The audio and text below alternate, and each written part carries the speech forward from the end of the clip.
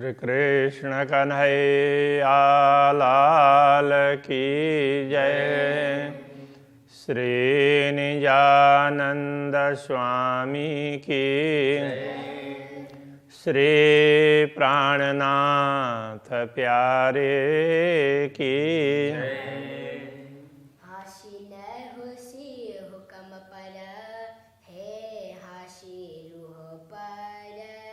जाको गुनाह पहुँचा खिलवत में, कहे कलाम अल्लाह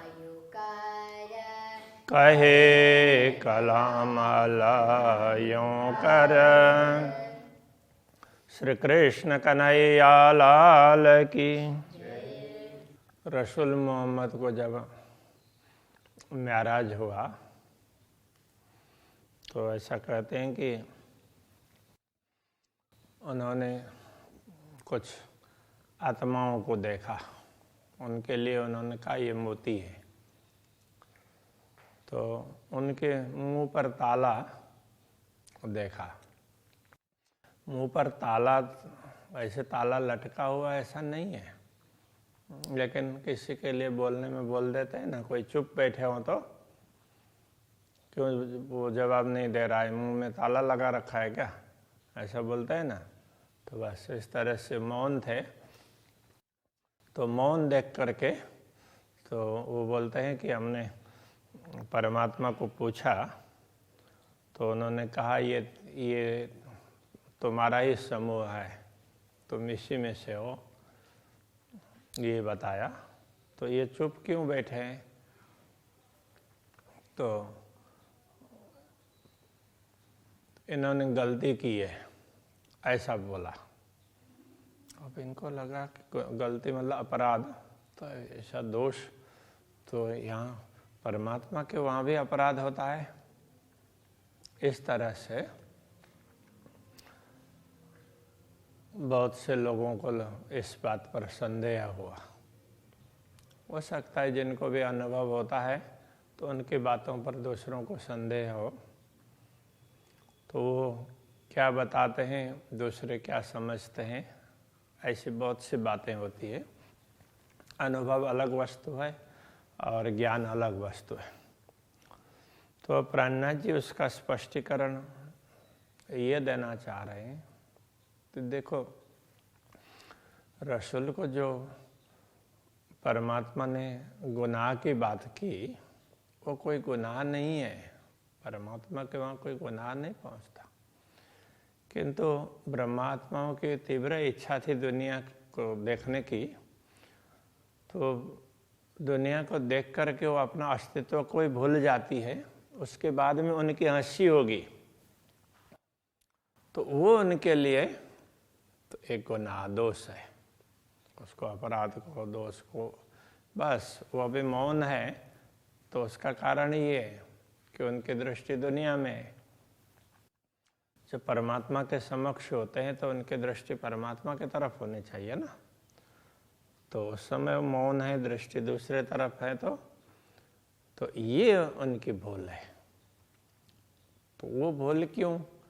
तो उसके लिए भी उन्होंने बार बार समझाया कि देखो, ये भूल पूर्ण ब्रह्म परमात्मा ये दिखाना चाह रहे थे कि ब्रह्मात्माओं को प्रेम का ज़्यादा अधिक अनुभव करवाएं। तो उसके लिए एक बार प्रेम की भूमिका से दूसरे तरफ उनका ध्यान चला जाए तो उसके बाद में तो ये संभव है। तो उन्होंने ऐसे में मांग लिया कि हमें ऐसा दिखा दीजिए। इसलिए कहते हैं ऐसा खेल दिखाइया जो मांग लिया है हम, अब अर्ज भी कैसे करूं कहोगे मांगा तुम। अब हम प्रार्थना भी कैसे करें, आप तो कहेंगे कि तुमने ही तो मांगा था। तो वास्तव में कि ये चाहा अक्षरातीत धामधनी नहीं, तो वो ब्रह्मात्माओं को अधिक सुख देना चाहते हैं। तो थोड़ी देर के लिए ब्रह्मात्माओं में ये भाव आया कि हम, तो उसको ही एक प्रकार से वो अहम भाव कहा, खुदी, मैं खुदी, तो इस प्रकार से कहा। परम धाम के हिसाब से, दुनिया के हिसाब से हम तो ब्रह्मात्मा हैं, हम श्रेष्ठ हैं, दूसरे कनिष्ठ हैं, इस प्रकार की सोच रखने वाले, वो भी एक बहुत बड़ा अपराध है। ऐसी सोच नहीं होनी चाहिए। मुँह में न बैठे खेल में अजू बीच ख्वाब, तो ब्रह्मात्माएं तो अभी भी इसी स्वप्न ख्वाब देखते हुए स्वप्न देख रही है और स्वयं को खेल में मान रही है। गुनाह पहले पहुँचे अर्श में, करे माशुक रूहें हिसाब, या रूहें भी बोल सकते हैं, किंतु रूहों हिसाब ऐसा बोलें तो ज़्यादा अच्छा रहेगा। तो कहते हैं ब्रह्मात्माएं तो अभी भी दुनिया को देख रही है, उससे पहले ही अपराध तो पहुंच गया, उनका दोष। तो इन सब का हिसाब कौन करेगा? स्वयं पूर्ण ब्रह्म परमात्मा करेंगे। करे माशुक रूहों हिसाब, तो ब्रह्मात्माओं का हिसाब वही करेंगे। हक हुक्म तो है सब में, बिना हुक्म कोई ना है। तो वैसे देखा जाए तो सर्वत्र पूर्ण ब्रह्म परमात्मा का आदेश ही कार्य रहता है, वही चलता है, उसके अतिरिक्त तो कुछ भी नहीं है। उनके आदेश के बिना वो ना चाहें और कुछ और हो जाए, ऐसा संभव नहीं है। पर यामे हुक्म नजर लिए, और रूह का बड़ा मता यामा है। यामे हुक्म नजर लिए। अब ब्रह्मात्माओं में क्या है कि ब्रह्मात्माओं में राज्य का हुक्म है, तो अब उनकी दृष्टि को लेकर के बैठा है। तो राज्य की तरफ दृष्टि होनी चाहिए, तो दुनिया की तरफ करवा रहा है, तो आदेश। तो वैसे देखा जाए कि ब्रह्मात्माओं की बड़ी संपत्ति ये भी इसी में, इस बात पर भी उनकी बहुत बड़ी संपत्ति छिपी हुई है। उनको अपार आनंद का अनुभव करवाना है, तो वो इसके पीछे गर्भित क्या बोलेंगे कि ये राज्य की गर्भित कृपा है। तो ये दिखती नहीं है, किंतु गर्भित कृपा है। वो दुनिया दिखा करके, दुनिया के दुख सुख का अनुभव करवा करके भी वो वास्तव में प्रेम का ही अधिक अनुभव करवाना चाहते हैं। इसलिए और रूह का बड़ा मतायामा है। तो ये खेल दिखाने में भी ब्रह्मात्माओं की बड़ी संपत्ति ही है। ब्रह्मात्माओं को अपार सुख दिलाना चाह रहे हैं। जेता ही सतन में जिनका सो जोरा तेता किया चाहे। तो पहले ये बात हो चुकी है कि एक तरफ तो राज्य का आदेश काम करवा रहा होता है, दूसरी तरफ तो ब्रह्मात्माओं का भी तो कुछ तो अस्तित्व है। तो अब इन दोनों में जिसका जितना हिस्सा है सो जोरा तेता किया चाहे, उतना ही जोर करना चाहता है। तो जब राज्य का हुक्म प्रबल होता है तो ब्रह्मात्माएं भूल जाती है। जब ब्रह्मात्माओं को ये लगे कि अरे हम तो कहाँ भूल गए, तो उनको अपना स्व का अनुभव होने लग जाए, तो उनको ये लगेगा कि हम तो राज्य के चरणों में होते हुए दुनिया को देख रहे हैं, हमें तो सदैव राज्य का स्मरण करना चाहिए। इस प्रकार का होगा। तो ये जिसका जितना हिस्सा है, ये विचार करे सो मोमिन हक हुक्म देशी गुहाएं। तो इस बात पर ब्रह्मात्मा ही विचार कर सकती है। तो ये गुहाए का अर्थ यहाँ गवाह इस अर्थ में है। अब गुहाए है, वो गवाहे होता तो ज़्यादा अच्छा होता। तो अक्षरातीत धामधनी का आदेश से वही इसकी साक्षी देगा, तो वही समझाएगा कि देखो तो ये ज्ञान तुम्हारे लिए आया है, तुम जागृत हो जाओ और जल्दी समझ लो। इस प्रकार से ये ज्ञान ही साक्षी होगा। तारतम ज्ञान से ही तो ये पता चलेगा।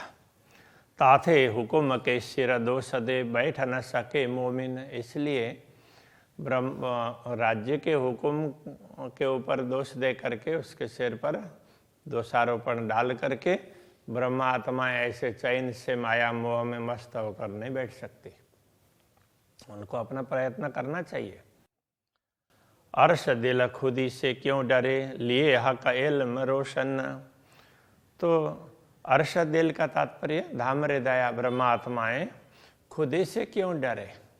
तो उनको जो अहम भाव, जिसको देहाभिमान भी, वो भी अहम है, तो मैं तो आत्मा हूँ, मैं तो राज्य के चरणों में हूँ, ये भी तो अहम है। उसको इससे डरने की आवश्यकता ही नहीं है। लिए हक इल्म रोशन, जब ब्रह्म ज्ञान से हृदय प्रकाशित हो गया, पता चला कि ये दुनिया तो अक्षरातीत धामधनी ने हमें दिखाई है, तो इतना पता चले अरे हम तो राज्य के चरणों में बैठे हैं, ये ख्याल आ जाएगा ना। तो इसलिए खुद ही से डरने की आवश्यकता ही नहीं है, आत्मा भाव में आना चाहिए। तो अहम भाव यदि हम भूल में हों तो अहम भाव खराब है, देह का अभिमान है वो खराब है। तो आत्मा का अनुभव हो तो मैं तो आत्मा हूँ, हमेशा ये ख्याल होता रहता होगा, तो ये अभिमान, यदि इसको अभिमान भी कहें तो भी ये अच्छा है, इसलिए इससे डरने की आवश्यकता ही नहीं है। गुनाह नूरत जाला मैंने पहुँचा रूहों का जित। तो यदि कते परंपरा के अनुसार देखें तो कहते हैं कि नूर तजल्ला में, अक्षरातीत परमधाम में, तो ब्रह्मात्माओं का गुनाह, अपराध पहुंच गया। तो ऐसे तो अपराध तो पहुंचता ही नहीं, परमधाम में तो अपराध होता ही नहीं है, कोई ऐसे कुछ भी नहीं होता है। कया गुनाह कुलफ मुँह मोतिन, दिल मोहम्मद कुंजी खोलत।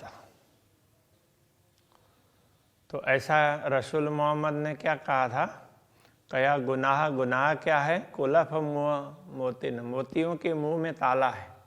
तो ब्रह्मात्माओं को मोती कहा, तो उनके मुंह में तो ताला था, तो ये गुनाह है, ये इसके लिए तो उनके मुंह में ताला होने की क्या जरूरत है। तो उन्होंने अक्षरातीत धामधनी के वचन का पालन नहीं किया, तो वो अपराध। तो यहाँ कहते हैं, तो इस बात को, ये क्या चीज़ है, तो इसको दिल मोहम्मद कुंजी खोला था। तो यहाँ मोहम्मद कहने से, तो जो कुंजी लेकर के आए ना, तो श्री श्यामा जी सदगुरु, तो वही सबके दिल के कुंजी को खोल करके स्पष्ट कर देंगे कि अरे ये कोई गुनाह नहीं है, ये तो उन्होंने कहा कि ऐसे परमात्मा की आज्ञा तो कि तुम भूल जाओगे, तुम मत देखो इस तरह के, इस बात को उन्होंने माना नहीं। तो ये भी तो एक बाह्य ही है, यदि उसको अंतर के उसके गूढ़ रहस्य को समझें तो पूर्ण ब्रह्म परमात्मा स्वयं दिखाना चाह रहे थे। इसलिए तो ये कतेब ग्रंथों में तो ये गुनाह की बात कही, तो वो यथार्थ में कोई गुनाह नहीं है, तो उसको समझना चाहिए। ब्रह्म आत्माएं समझेंगे तो उनको पता चल जाएगा। तो ये सदगुरु ने जो कुंजी प्रदान किया है, तारतम ज्ञान, तो बस उससे ये बातें सब स्पष्ट हो जाएगी। ऐसा बजिनो हाथ हक के अर्श अजीम के माहे, जिनका हिसाब पूर्ण ब्रह्म परमात्मा के हाथ में, वो ब्रह्म आत्माएं तो परमधाम में बैठी हुई है। अरस तन बीच खिलवत, ताको डर जरा कहो नाहे।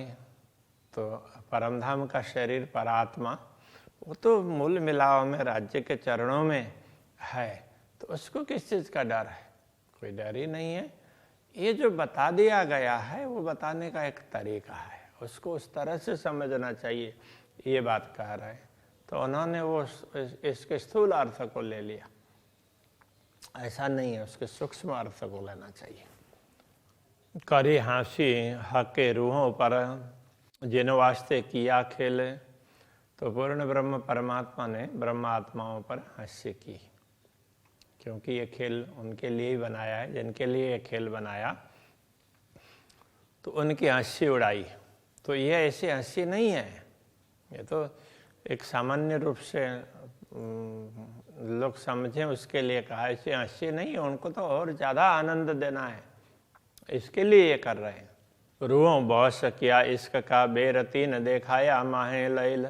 तो ब्रह्मात्माओं ने प्रेम के विषय में ही बहस किया, चर्चा की। इसलिए बेरतीन दिखाया माए लैला। तो इस रात्रि में तो 3 बार दिखाया।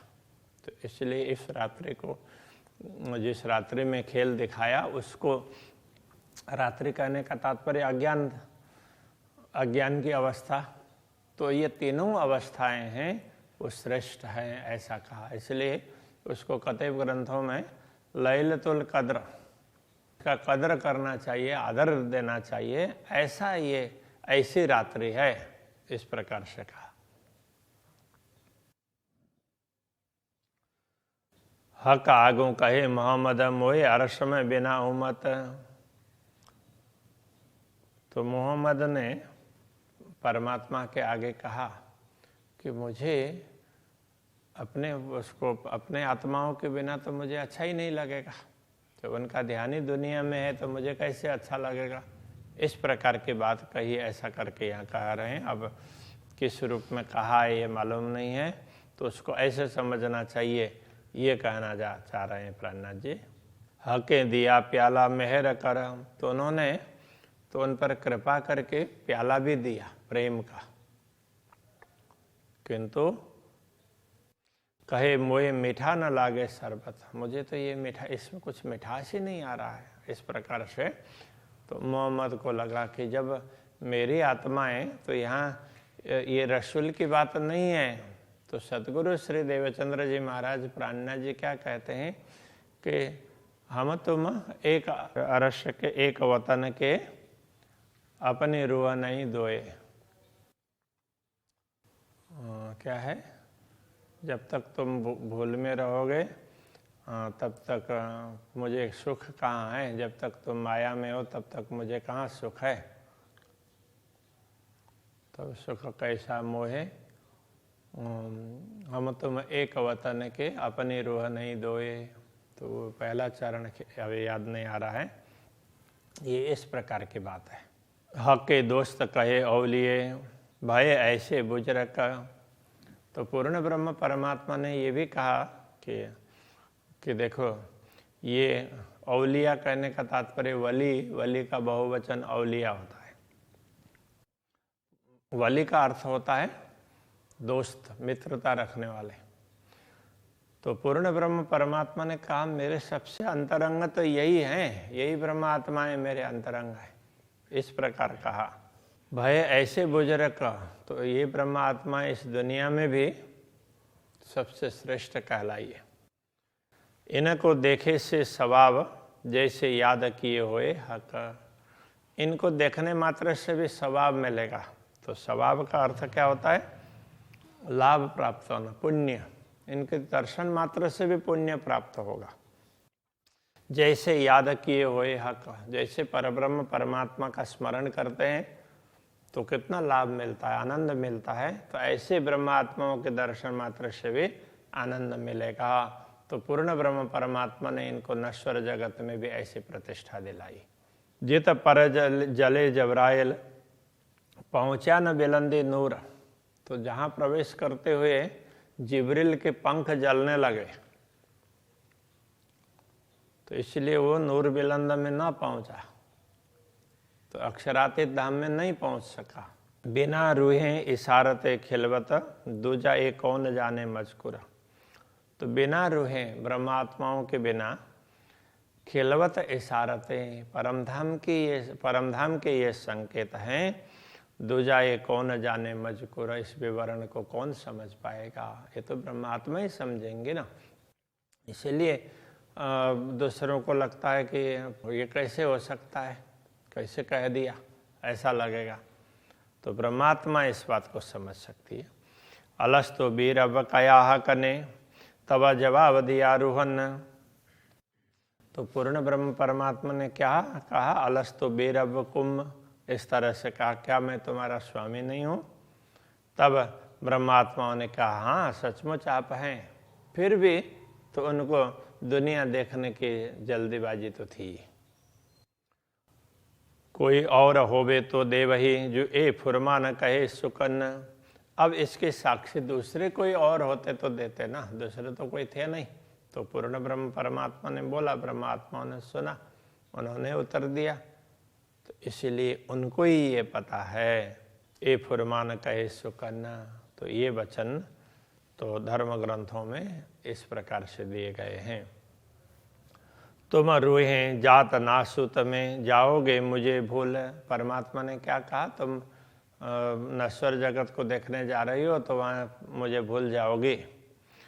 तब तुम्हें ईमान ले आई हो, मैं भेजूंगा तुम पर रसूल, तब तुम विश्वास करना, मैं तुम्हें जागृत करने के लिए अपना संदेश लेकर संदेश वाहक को भेजूंगा। तो रसूल कहने का तात्पर्य संदेश देने वाले।